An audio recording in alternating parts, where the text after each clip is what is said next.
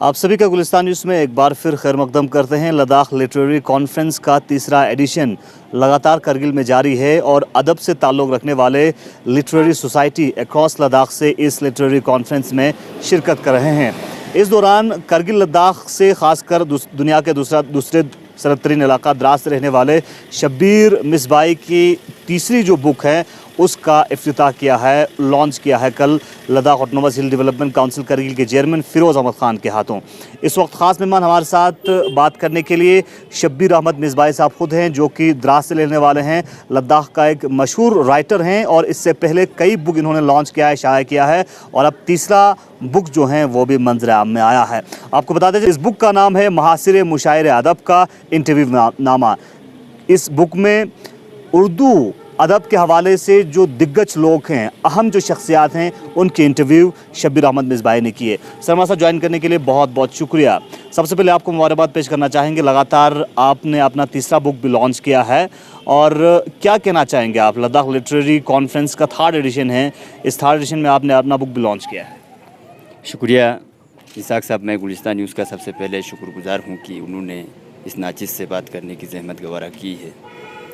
ये तीसरी बुक जो लद्दाख लिटरेसी फेस्टिवल का जो थर्ड एडिशन में मेरी जो ये बुक रिलीज़ हुई है, इस बारे में मैं यही कहूँगा कि एज़ ए लद्दाखी, लद्दाख के लोगों के दरमियान, करगिल के लोगों के दरमियान मेरी बुक रिलीज़ हुई और सीसी साहब के हाथों हुई। ये मेरे लिए एक खुशी का लम्हा है, बहुत ही मसरत का लम्हा है, मेरे लिए यादगार लम्हा है। तो मैं शुक्रगुजार हूँ उनका भी और कल्चरल अकेडमी का भी कि उन्होंने मेरी ये बुक रिलीज़ की। इस वक्त आप उर्दू अदब की अहमियत को कहाँ देखते हैं शब्बीर साहब? मैं जानना चाहूँगा, चूँकि आप उर्दू लैंग्वेज से अदब के ज़रिए काफ़ी पहले से आप जुड़े हुए हैं। जनरली बताया ये भी जाता है कि आप बहुत सारे न्यूज़पेपर्स में, जर्नल्स में आर्टिकल्स भी आपके बहुत सारे शाया हुए हैं। तो इस वक्त उर्दू अदब की अहमियत को आप कहाँ देखते हैं?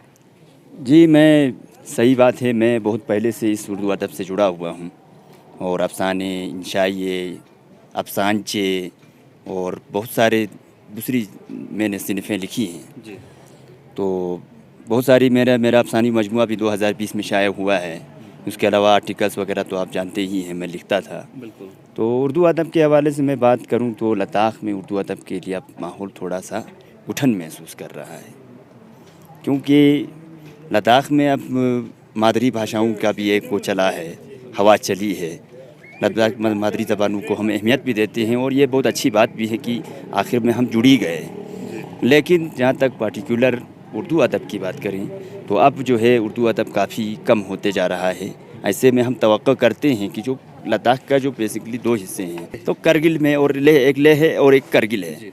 तो करगिल का जो हिस्सा है उसमें उर्दू अदब अभी भी बहुत हद तक ज़िंदा है, चाहे वो सियासी तंजीमों के हों या इस्लामी तंजीमें हों, मजहबी तंजीमें हों या हमारे ऑफिसों का रस्म व रिवाज हो। बहुत जगहों पर अभी भी उर्दू बाकी है, लेकिन कहा जाए तो उर्दू के वैकेंट पोस्ट्स बहुत ज़्यादा होते हैं। वैकेंट पोस्ट्स ज़्यादा हैं, लेकिन मसला ये है कि अब उर्दू की तरफ तवज्जो नहीं दी जा रही है। तो जो ज़बान रोज़गार से नहीं जुड़ेगी उसको ख़त्म होने के इम्कानात हैं। लेकिन हम लोग राइटर हैं, हम लोग को तो लिखना है, लिखने वाले लिख लेते हैं किताबें। आप लोगों की क्या कोशिश रहता है इस हम लोगों की कोशिश जो लैंग्वेज है इसको बरकरार रखने के लिए?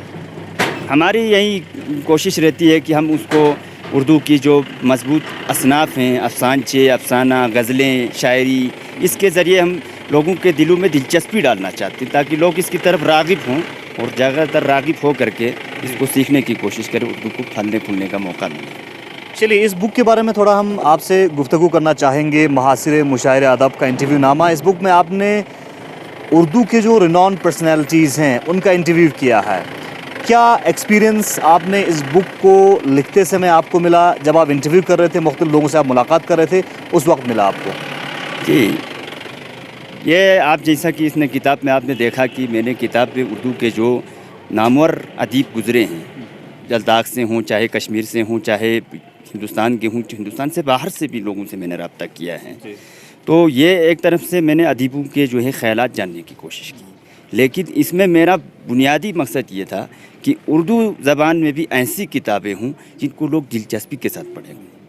जैसे इसमें मेरे 21 सवालात पर मुरतब जो सवालनामा मैंने तैयार किया, उसमें एक अदीब के बारे में ये पूछा गया कि आप किस किस्म के कपड़े पहनना पसंद करते हैं, आप इत्र कौन सी पसंद करते हैं, आपका कलर कौन सा है। तो ये कहीं ना कहीं नफ्सियात से जुड़ा हुआ है। और ऐसी किताबें जो अदब से दिलचस्पी नहीं रखते हैं, उनके लिए भी दिलचस्पी के बाइस बनती हैं। और अगर ऐसी किताबें उर्दू में आई, इनडायरेक्टली वो भी पढ़ते हाँ वो भी पढ़ते हैं, क्योंकि नफ्स के क्योंकि साथ हर जुड़ा किसी है। का अदब से दिलचस्पी नहीं है, ऐसे लोग भी पढ़ते हैं और ऐसे में किताबें बिकती हैं। तो मैं चाहता हूँ कि उर्दू में भी ऐसा मटेरियल आए जिसको लोग शौक़ से पढ़ें। कोई उर्दू किताब भी बुक सेलर बने, बेस्ट सेलर बने, मैं वही चाहता हूँ। इस बुक के ऊपर जब आप काम करें तो कितने लोगों से आप मिले और किन किन रिनॉन जो नामवर जो उर्दू के पर्सनैलिटीज़ हैं, शख्सियात हैं, उनसे मुलाकात की? कुछ नाम आप बता सकते हैं? जी बिल्कुल बता सकते हैं। मैं सबसे पहले तो मैं एक IAS अफसर जो JNK के रहे हैं, दीपक बुदकी साहब, उनसे मैंने मुलाकात की। वो अब तकरीबन 65-70 साल से ऊपर हैं। उनसे भी मुलाकात की मैंने। दीपक कंवल साहब से बात की जो रेडियो और TV के हवाले से बहुत मशहूर राइटर हैं। और क्या कहते हैं, और भी मेरे मतलब शमोइल साहब हैं जो अभी कोविड-19 में मर गए, मैं उनकी रूह के लिए मग़फ़िरत की दुआ करूँगा। और इस तरह से जैसे लद्दाख के जो मशहूर नामवर राइटर हैं, अब्दुल गनी शेख साहब हैं, उनसे मैंने इंटरव्यू किया। इस तरह से बहुत सारे हैं जिनको मैं यहाँ पर गिना नहीं सकता, सिर्फ नाम गिना सकता हूँ, लेकिन उनकी शख्सियात का इहाता नहीं कर सकता हूँ। तो मेरा तजर्बा ये रहा कि मैंने तकरीबन इसमें बहुत सारे लोगों से रब्ता किया। कुछ लोग बहुत ही नामुनासिब रवैये के साथ उनका रवैया रहा मेरे साथ कि भाई हम जवाब नहीं दे सकते हैं, कोई भी कुछ भी उठा के सवाल कर देता है। तो अच्छा, ऐसा भी आपका हाँ एक्सपीरियंस ऐसा भी हुआ है। वो भी खुसूसन मतलब जो यूनिवर्सिटी में बड़े लेवल के उर्दू का खा पी कर बड़े प्रोफेसर बने हुए हैं, ऐसे लोगों ने इस तरह का बर्ताव किया है। अच्छा, तो ये काफ़ी मायूस कुन लहजा था उनका, लेकिन बदकिस्मत है उनका नाम नहीं आया। बहुत सारे बात में लोग कहने लगे कि हमारा भी नाम आना चाहिए था। तो इसमें अच्छे भी तजर्बात हुए। बाद लोगों ने मुझे बोला कि हाँ अच्छे तजर्बात ये हुए कि बहुत सारे लोगों ने बोला कि बेटा आप बहुत कुछ कर रहे हो, बहुत बड़ा काम कर रहे हो। हालांकि ये तो इंटरव्यू था, लेकिन उन्होंने मेरी हौसला अफजाई की, बहुत प्यार से पेश आया, अच्छे से जवाबात दिए, कुछ मशवरे दिए, मज़ीद इस काम पे मुझे उभारा। तो इस तरह से कुछ अच्छे कुछ बुरे तजर्बात रहे। हाँ एक मुझे इस बात का दुख है कि काचू इस्फिंदियार खान साहब जो कारगिल के एक नामवर राइटर हैं, उनसे मैंने इंटरव्यू करना चाहा तो कोविड-19 के दौरान उनकी तबीयत थोड़ा ख़राब थी, वो जवाब ना दे सके। इंशाल्लाह दूसरे वॉल्यूम में इंशाल्लाह उनका इंटरव्यू जो है सरे फहरिस्त रहेगा। मैं आपसे जानना चाहूँगा, जिस तरह से आपने जिक्र किया कि इसमें पॉजिटिव एस्पेक्ट भी थे, नेगेटिव एस्पेक्ट भी थे, तो पॉजिटिव एस्पेक्ट्स के हवाले से अगर हम देखा जाए तो जब आप एक शख्स के साथ, उर्दू राइटर के साथ जब आप मुलाकात कर रहे थे, पहला उनका रिएक्शन क्या होता था जब आप मुलाकात करते थे? पहली जिन लोगों ने पॉजिटिव रिस्पॉन्स किया, पॉजिटिव रिस्पॉन्स ये किया कि पहले वो लद्दाख के बारे में जानते थे, ये लद्दाख है कहाँ, करगिल है कहाँ। तो मैं उनको अपने यहाँ का बताता था, पूरा लोकेशन बताता था कि यूटी हुआ है, अब ऐसे है ऐसे है। तो उनको बड़ी खुशी होती थी कि एक दूर दराज एक पसमानदा इलाका से एक लड़का जो है हमसे रब्ता कर रहा है और एक स्टूडेंट की हैसियत से एक रब्ता कर रहा था। उनको बड़ी खुशी होती थी कि चलो हमको भी कोई जानने वाला है, हमको हमारी भी कोई शख्सियत को कोई छानने वाला है, जब पहचान ढूंढने वाला है कि हम भी कुछ हैं। उनको बड़ी खुशी होती थी और बड़े प्यार से पेश आते थे। और जिन लोगों ने नेगेटिव रिस्पॉन्स किया उनका क्या? उनमें ज़्यादातर वो लोग थे जो दिल्ली यूनिवर्सिटीज़ या मतलब बड़ी बड़ी यूनिवर्सिटियों में हैं। तो उनका ये रहता था कि भाई उनके पास टाइम नहीं है ये सब करने, टाइम का बहाना, मतलब बहुत बड़े लोग हैं वो तो बालातर अपने आप को शायद समझ रहे थे। लेकिन उनमें से 2 आदमियों का मैं नाम यहाँ ज़ाहिर नहीं कहूँगा। उन्होंने जब किताब छप गई, मैंने किताब भी दिल्ली के मशहूर प्रेस से छापी है। अच्छा। और बहुत खूबसूरत कलर में बहुत अच्छे कागज़ में छपी है। जब उन्होंने फेसबुक के ज़रिए सोशल मीडिया के ज़रिए किताब देखी तो उनको अफसोस हुआ कि यार हमें भी देना था, लेकिन तुमने जल्दी की। हमारे पास जब वक्त नहीं था उस टाइम पे आप आए, उनका यही उनको वही अब चलिए तो मैं जानना चाहूँगा सर, अब आने वाले वक्त में आपकी क्या और कोशिशें रहेगी, खासकर कोशिश रहेगा उर्दू अदब को आगे बढ़ाने के लिए, और भी किस तरह के प्रोजेक्ट्स पे आप काम कर रहे हैं? ज़्यादातर मज़ीद कोशिश हम ये कर रहे हैं कि अपना लिखना हम जारी रखेंगे। और दूसरी चीज़ ये है कि उर्दू अदब के हवाले से जो भी हमारे नई जनरेशन से लिख रहे हैं या हमारे ही असर हाज़िर से लिख रहे हैं, उनकी हौसला अफजाई करना। बहुत सारे लड़कों को हमने अफसाना लिखना सिखाया है, बहुत सारे हम खुसूसन फोकस कर रहे हैं यूनिवर्सिटी लेवल के बच्चों पर। और ये किताब मैं ये गुलिस्तान न्यूज़ के माध्यम से ये बताना चाहूँगा कि ये किताब हायर क्लासेस के लिए बहुत मुफीद किताब है, जो उर्दू लिटरेचर से ताल्लुक़ रखते हैं उनके लिए बहुत मुफीद किताब है।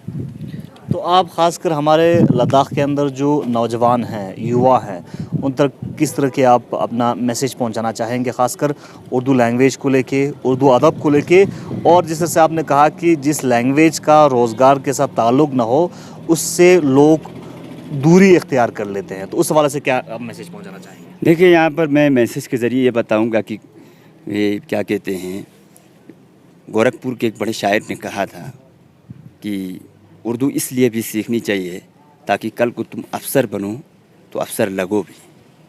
ये इस ज़बान में एक ऐसी चाशनी है कि आप जब इसके सीखने लगते हैं, जब आपके अंदर ये आने लगती है तो आपके रवैये में एक अखलाकी वो पैमाना बढ़ जाता है। तो मैं लद्दाख के खुसूसन हमारे तलबात से, नौजवानों से ये गुजारिश करूँगा कि आप बेशक मादरी ज़बानों पर फोकस कीजिए। मादरी ज़बानों को सीखना आपके लिए बहुत अहमियत के हामिल है, खुसूसन NAP के हवाले से भी। तो लेकिन साथ साथ में उर्दू ज़बान भी सीखिए, क्योंकि उर्दू ज़बान में हमारा जो मजहबी लिटरेचर भी है और इसके अलावा बहुत सारे लिटरेचर, हमारे पुराने पुरखों की जो तारीख़ रही है वो उर्दू अदब से रिलेटेड है। तो इस सिलसिले में आप उर्दू ज़बान भी सीखिए। ज़बान सीखना आपके लिए कोई नुकसानदेह नहीं है। मैं नौजवानों से यही गुजारिश करूँगा कि बढ़ चढ़ कर सीखें। इस ज़बान को भी सीखने में कुछ नहीं जाता है, बहुत प्यारी ज़बान है। अगर कोई जो तलबात आपसे कांटेक्ट करना चाहें उर्दू ज़बान के सिलसिले में, तो कैसे आपसे कांटेक्ट कर राबिता कर सकते हैं? जी बिल्कुल, आज तो सोशल मीडिया है, अकाउंट्स के ज़रिए फ़ोन नंबर निकाला जाता है और इसके अलावा भी मतलब बहुत सारे सोर्स हैं कि वो रब्ता व्हाट्सएप के ज़रिए, फेसबुक के ज़रिए होता है, कर सकते हैं। बहुत सारे PhD स्कॉलर्स की हमने मदद की है, करगिल से रिलेटेड, करगिल के जो तलबा हैं, PhD स्कॉलर्स की हमने मदद की है। मैं खुद PhD नहीं हूँ, लेकिन मैंने मदद की है और बहुत सारा मटेरियल फराहम करने भी मदद की है। बिला झिझक कर सकते हैं, बहुत सारे तलबा करते भी हैं और हम उनको इंशाल्लाह हमें मुखलिस ही पाएंगे। और ये जो बुक आपने रिलीज़ किया है वो कहाँ कहाँ दस्तयाब होंगे? इंशाल्लाह ताला करगिल में शाहीन बुक सेलर के पास और दीगर भी जो भी बुक डिपोस हैं, द्रास में, करगिल में, जहाँ भी मुहैया रखने की सहूलत रहेगी हम वहाँ पेश रखेंगे, वहाँ से आसानी से आपको दस्तयाब हो सकती है।